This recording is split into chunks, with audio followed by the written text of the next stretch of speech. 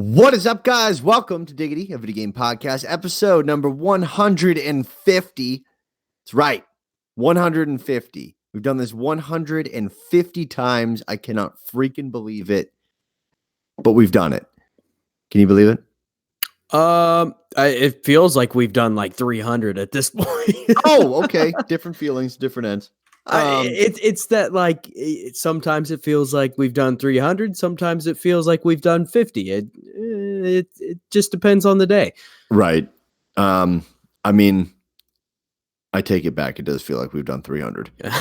I'm just kidding. I've enjoyed every single one of these. I hate listening to our first episode. Oh God. Just like you do. The first 20, you can just lump those all together. If you're a new listener, don't go back and listen to those. Start at 50, maybe. Yeah, don't do it. Please do not go back and listen to those. Wouldn't be great. No. Guys, what is great though is follow us on Instagram and Twitter at Diggity Podcast and subscribe to our YouTube channel, Diggity, Diggity.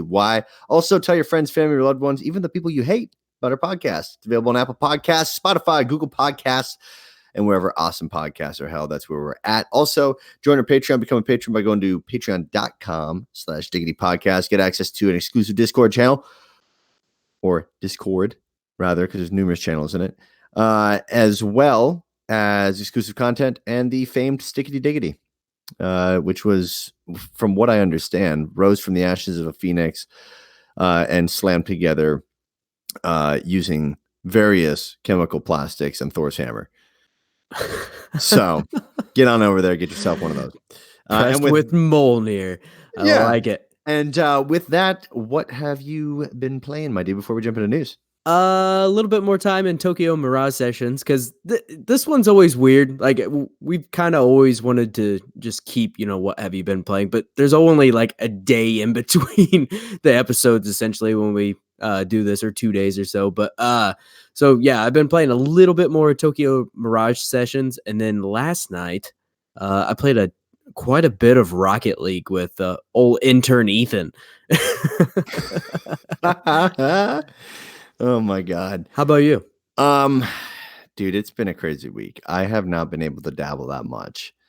I have been able to pick up Ni no Kuni here and there, little bits, and then I've been trying to find a game on my phone that I want to play, and I can't find any games on my phone that I want to play. There's no good mobile games for me that I want to play. I'm sure there's good stuff out there, but I find some that I actually kind of enjoy, and then I just fall off of them. Like I'll find a good strategy game, or like a kind of like a tower defense or something like that, and I'll play it for a couple weeks, and then I'm just done. I don't know. I can't invest into that. There's other things I could be doing, like scrolling through Reddit. There's other things I could waste my time on. Absolutely. Which should not be wasted, are good deals, my friend, though. Do you want to hit us with the Diggity deals? Ooh, I like that segue. Xbox One, you can get Nier Automata, Become as Gods Edition for $19.99 on the Xbox Store. For Nintendo Switch, you can get SteamWorld Heist Ultimate Edition for $4.99 on the US eShop. On PlayStation 4, you can get Dragon Quest 11 for $14.99 from Target. It will show as $19.99, but once you get to checkout, it will actually discount it to or $14.99, sorry. And on PC, Black Desert is free. If you pick it up before March 2nd, it is free to keep. So definitely, I mean, might as well. Why not? It's free. Price is right. Might I also add that currently on the video version of this podcast, I am wearing the famed Diggity t-shirt. Not pressed with Mjolnir's hammer, or with Mjolnir, but no, still pretty cool. Really hope also not with children's hands. No, they aren't. Actually, they aren't. Really? They're made, I believe, in the UK or the US. There you go. There we go. So only a slight chance of getting the coronavirus. They're completely grain fed as well. Oh, these t-shirts? Yes. Yeah, the t-shirts are grain fed. No trans fats either. Incredible. That's right. It's impressive. Blew my mind. Hey, moving on Just some news. So into the news. This is your PlayStation Plus free games for March. So you're going to get Shadow of the Colossus. Great deal there. If you have not played that game, pick that up. It is a blast. And if you feel like you'd love to feel kind of what it's like for your PlayStation to get the coronavirus, you can also get Sonic Forces. Oh, no. I have an unpopular opinion on this. I don't care for Shadow of the Colossus. Boo. I know. Boo you. So I played the remastered a while back, and the movement just completely threw me out of it. It was so that's fair. frustrating that you go to try to climb one of these Colossus, and it's just a nightmare. Right. And I was out. It is an older game, and they kept a lot of the things from the older game and just mainly updated like the graphics and made it look a lot better. And it's a really awesome looking game, but the movement is a chore. But the price is also right, so free is great. Yeah, no, absolutely. Speaking of free, The Division 2 will be free to play on both Xbox and PlayStation over the weekend, and the game is also getting a very steep discount in celebration of the big DLC coming out on the 3rd. I think this game will go free to play. And then the DLC will be an add-on expansion you can buy. I don't see this going completely free to play. I think it'll just be cheap. All right. Okay. I mean, we've like never seen Ubisoft take a game free to play. That's right. And if they were going to do it with anything, they need to do it with Breakpoint. Let's be completely honest here. Well, that no one's game gonna play that.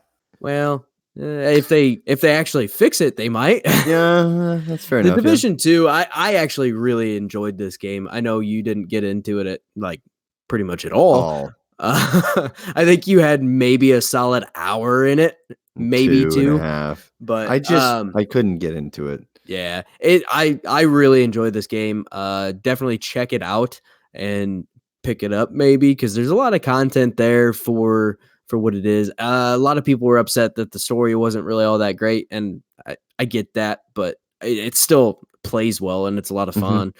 Mm-hmm. So cool. I feel like every Friday episode now is like just free Friday. Like everything's free, including Epic Game Store game for the week, Inner Space. That's right. You yourself can pick up Inner Space for free on the Epic Game Store. So there you go. That up. Yeah, it's like the first 10 minutes of the Friday podcast. Just like here's all this a lot of free deals. It's good. Yep. I mean, if you have a PlayStation and a PC at home, you just got 4 games. Yeah. For free this weekend. Mm-hmm. That's wild. It's good stuff. Yeah. Got to get those freebies, man. Heck yeah. So the Wonderful 101 has an official launch date, which we kind of talked about, but there was a little bit of kind of up in the air as far as what, how the Kickstarter was laid out and all that. But on May 19th, it will release in North America. May 22nd, it will release in Europe. June 11th, it will release in Japan, which shocks me. I assume Japan would have gotten it first. I don't know what happened there, but and these dates are also both the physical and digital editions for the Switch, PS4, and Steam. The price will be $39.99, or you can go to their Kickstarter and you actually get a slight discount. I don't know how much longer the Kickstarter is available for, but you do get a slight discount, and so that's worth checking out, and it kind of helps support the game and helps help them reach some of those other goals to get more free DLC later on. So good stuff. Cool. Also, what did that Kickstarter get to? I haven't checked it in a while. I check it. Oh, okay. Do it. Okay. It's got to be something wild now. I would think so. It's got to be something insane. Love for North America, though. That's nice.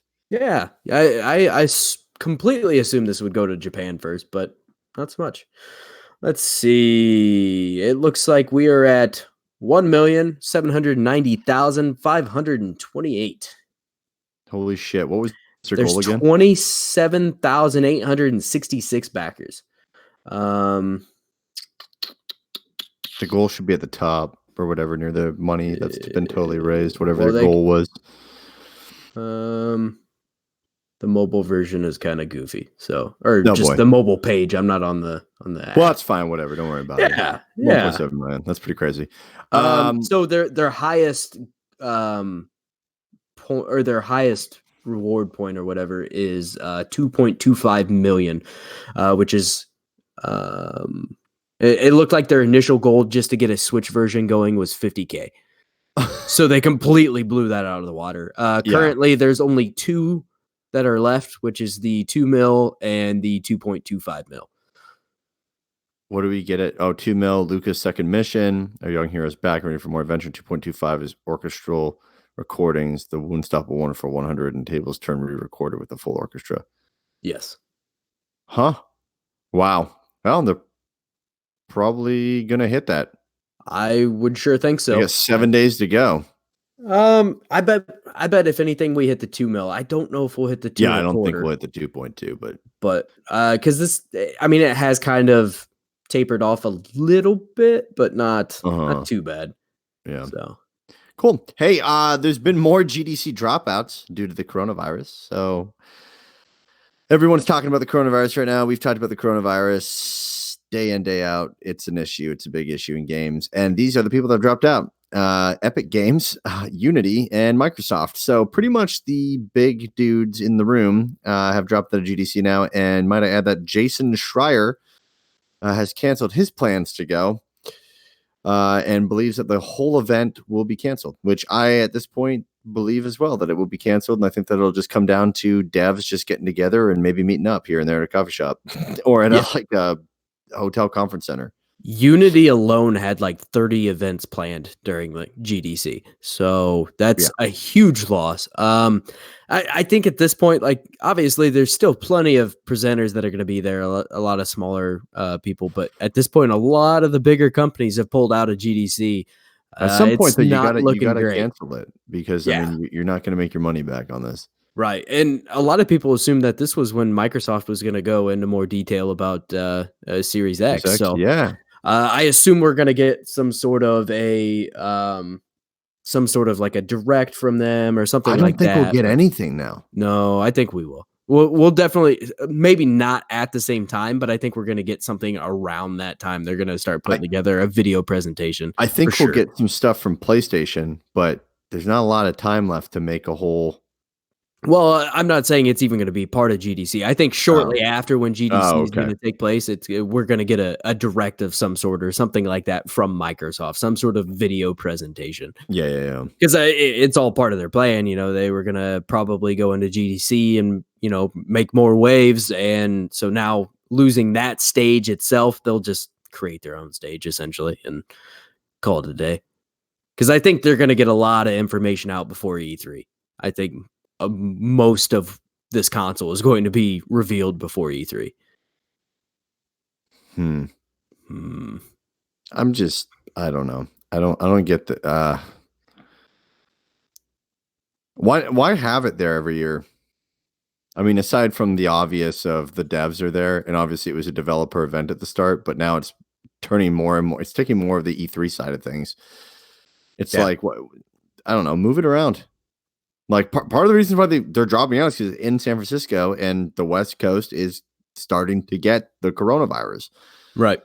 So, I don't know. A little late to move it now, I would assume. But I just mean like on a yearly basis. I mean, move it around. It'd be interesting. But that's the weird thing about a lot of the gaming industry. Like most of these major events are in the same place every year. I think it's because they got comfortable because back in E3 and GDC and all that stuff, you needed to invite the press, and most of the press was at West Coast.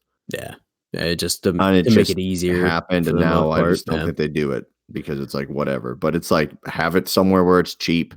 Good God, where it doesn't cost like $400 a night for like a crappy hotel room. Yeah, and I think eventually they will have to move to that because it's hard to ask, you know, fans and players to come out and spend that kind of money for it. I mean, obviously people do, but that's asking a lot. I think if you're going to definitely go the route of more of a fan event type of thing, you kind of gotta maybe make it a little bit more affordable for people. And Jason Schreier isn't going. Yeah. I just threw that in as a tidbit. So did he just make his own rumor that he's not going? I don't think he made his own rumor. He just tweeted that he's not going. It's not really a rumor when watch him go at the end of the day. What's that? Watch him go at the end of the day. Yeah, he's still gonna go. Some clickbaity title. I did what I needed to do for gaming journalism. That's right. I went even with the fear of coronavirus on the horizon. God bless you. God bless you for taking a hit and canceling your flight to San Francisco. Thank God for you. Good God. So the Pokemon Day celebration took place. I'm going to go on before you say something you regret. The new mythical Pokemon that was kind of teased around for a while. His name is Zarude, and a lot of people have made the connection to Darude and Sandstorm. Yeah. But anyway, the Pokemon Company describes this as the Rogue Monkey.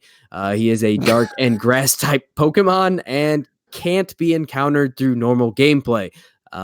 They did give out a hint on how you will get to him, but it's very kind of cryptic. So the hint that they gave us is it has been reported that Zarude lives in a pack deep in the heart of a dense forest.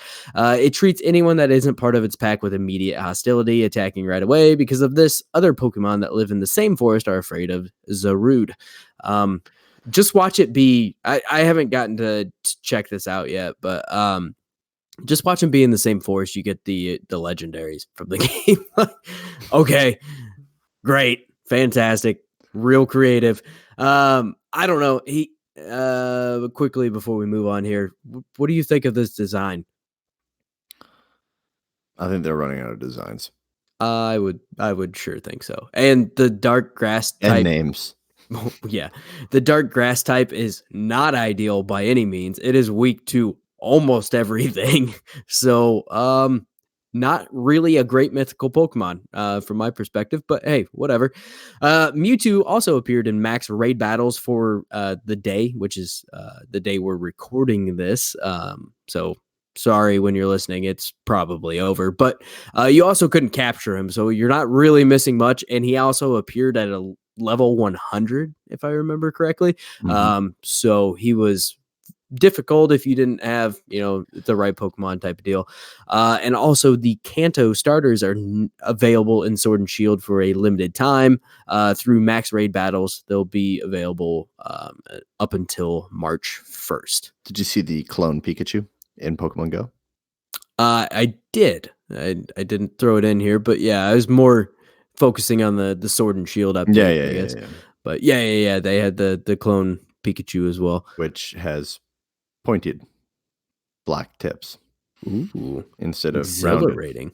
Yeah, blew my mind. Yeah, I don't. I mean, their designs are kind of lazy now. They're getting there. I don't know if it's lazy or they're just running out of ideas. I mean, shit, they've made a ton of Pokemon, but there have been quite a few. It's pretty interesting. In other Platinum game news. Oh, I cut up where everything was in here. I know. My bad. But anyways, Platinum game news. Should I just go on with it? Yeah, just go with it. Okay, so Step 2 and Step 3 of Platinum 4 have been announced, if that's not confusing to you. So Step 2, Project GG. And this game is being described by Platinum Games as the final entry in the Hideki Kamiya trilogy of hero works. I just stunned myself being able to say that properly. The first two being Beautiful Joe and the Wonderful 101. They do plan to launch this game on all platforms. Currently, not much is known about the game other than what was shown in a brief 1-minute trailer that showed a man turning into a giant to fight a large monster. And this will be the first 100% Platinum game. Step 3 was that Platinum Games will be opening its first development hub outside of their main office. This hub will be known as Platinum Games Tokyo and will employ 100 people, which that's a fairly large office. A statement from Platinum Games president and CEO Kenshi Sato said, in December 2019, Platinum Games entered into a capital alliance with Tencent Holdings. This allowed us to start work on Project GG, our first entirely original IP in earnest. It also contributed to our decision to establish Platinum Games Tokyo, a pillar of our new commitment to building our power as a developer. Between our Osaka office and Platinum Games Tokyo, we're poised to make use of the sharpest creative minds in games in both West and East Japan and expand to even greater possibilities. So, all good news for Platinum Games. They've got the backing of Tencent. They've been able to do, this Project GG now. This is going to be awesome for them. I'm excited for them. We'll have to see what goes down. Just to clarify, the Platinum 4 was the thing they kind of launched out of nowhere a while back, and that's when they first announced that the Wonderful 101 was getting remade. So this is the next two things, and then they have one left to announce yet. So this is fantastic. I mean, it's really cool to see Platinum Games. It's weird because I guess in my mind, like I always thought of them as like their own developer kind of thing, but they have always had a partner in everything that they've done so far. So it is really cool to see them get to this point where they're now, finally putting out their full 100% own game. And it seems like they're doing fantastic. I mean, they Nier Automata was developed by them, and it was a completely beloved game. And it was, I believe it was published by Square, but it's just, they're doing a lot of cool stuff, and I'm excited to see what they have. This new game, the Project GG, looks interesting. Obviously, right now it's just a teaser, so it's really hard to tell completely what it's going to be. But it sounds like it's going to be extremely action heavy, which I mean you kind of expect from Platinum. Yeah. So, cool. I'm pumped for them. I'm excited to see how much more efficient they are too. Now just having everything in-house for them. I mean, that's going to be a big thing for them where, maybe they'll be able to increase their efficiency and timelines better. So that'd be cool. Yeah. So the legendary programmer behind the Konami code, Kazuhisa Hashimoto, has passed away. So the first appearance of the Konami code was in 1986 in the NES port of Gradius, where Hashimoto created the code due to the difficulty of the game. This allowed him to progress through the game quicker for development purposes. Goodness. Statement from Konami: "We are saddened to hear about the passing of Kazuhisa Hashimoto, a deeply talented producer who first introduced the world to the Konami code. Our thoughts are with Hashimoto's son's family and friends at this time. Rest in peace." This was wild to hear. I guess I didn't even realize that he was, at that age or whatever was going on. But it's bizarre. It feels like kind of surreal in a weird sort of way because the Konami code is so synonymous with gamers and that Hashimoto's son started a crazy thing, man. Yeah, it is really cool. I mean, and anybody who has played games for a long time could completely recite that to you easily without even thinking about it. It's like second nature. So this is sad to hear for sure, and our hearts go out to his family and friends as well. Yeah. Moving on to some more lighter news. Yacht Games Presents had their event called Yacht Games Presents, and everything was announced in it. So let's go over everything. So Cyber Shadow will be launching this fall for the Switch, Xbox One, PS4, and PC. So they got all platforms covered on there, obviously minus Stadia. Shovel Knight Dig is coming in 2021 for the Switch first, and will make its way to other platforms later on. We didn't get dates for the platforms later on, but I'm sure we'll get those down the road. Shovel Knight Pocket Dungeon will be playable at PAX East on the Nintendo Switch. So if you're at PAX East or still headed your way there, hit it up good, because Shovel Knight is fantastic. And also confirmed that they're working on 2 unannounced projects that will be entirely new IPs. And we'll get some more information on that down the road as well. I expect that we probably get some information about that during a Nintendo Direct, maybe around E3, I would assume. Just granted their relationship with Nintendo, I feel like it'd be great to fit that in during E3. Yeah, and Cyber Shadow kind of reminds me of like Katana Zero in a way. Obviously, more in Yacht Club Games is their own personal style. It looks very For similar sure. to kind of Shovel Knight, but it looks cool. I'm excited to see more about it. Shovel Knight Dig looks pretty cool. I don't know. I like the original Shovel Knight game, and I am excited to see them move on from this IP as well, though, because it has been a intense labor of love for them, and they have been Mhm. doing this for a long time. And so I'm excited to see what else they do. A lot of cool stuff. This Pocket Dungeon, they've announced it for the Switch, but I would think that this might come to mobile because it's a pretty simple control game. I mean, it's swipe Probably right, swipe left type of thing, but be a swipe great up, Apple swipe Arcade down. game. Yeah, it would be fantastic on there for sure. Mhm, mhm, So hopefully we see some more about all this pretty soon, I would think. mhm. Uh, so Stardew Valley celebrated its 4th-year anniversary. So a Damn. tweet from the dev, Concerned Ape, says, "Thanks everyone for the Stardew Valley 4-year anniversary wishes. It's been a pleasure, and I look forward to another great year. Now that 1.4 is out on all intended platforms, I'd like to announce that there will be another free content update, 1.5. It's currently in the works." So this guy, I mean, this was a one-man dev team. Uh, I can't believe he's still working on this game just because he has put so much time into it. And there's a very I can't think of the name of it, but there's like a book or like a documentary about him going through this and how it just like completely ruined him for a while, and he had to take some time off just from the stress of it and how much time and effort he put into it. I mean, he essentially locked himself in his room or his where he was developing this for like a couple, or it was like 3 or 4 years or something. It was just crazy. And obviously the game is well beloved. So this is fantastic for him. And I'm glad to see he's, still going at this and still putting in time and effort into this game. It's just incredible what this game has become. Yeah, I mean, kudos to the guy. It's incredible. And the fact that he's like, "Hey, just launched and hey, we're going to have more right after." That's pretty intense. For more stuff and more updates, the rest of the Temtem roadmap was released. So I'll quickly go over that. So winter 2020, you'll get 30 new Temtem, a second mythical Temtem, Club Dojo Wars, Trading House, Ranked Matchmaking version 2, and Spectator Mode V2.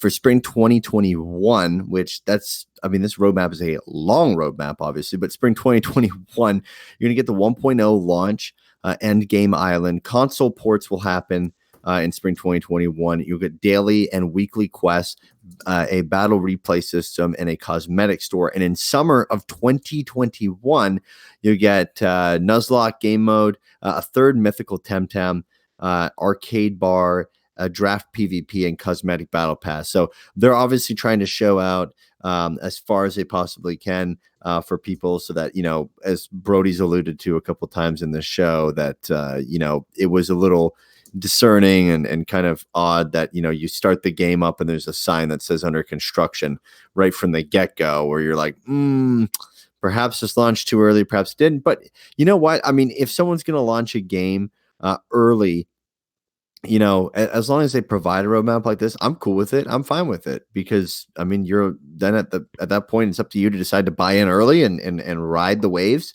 with the rest of the updates.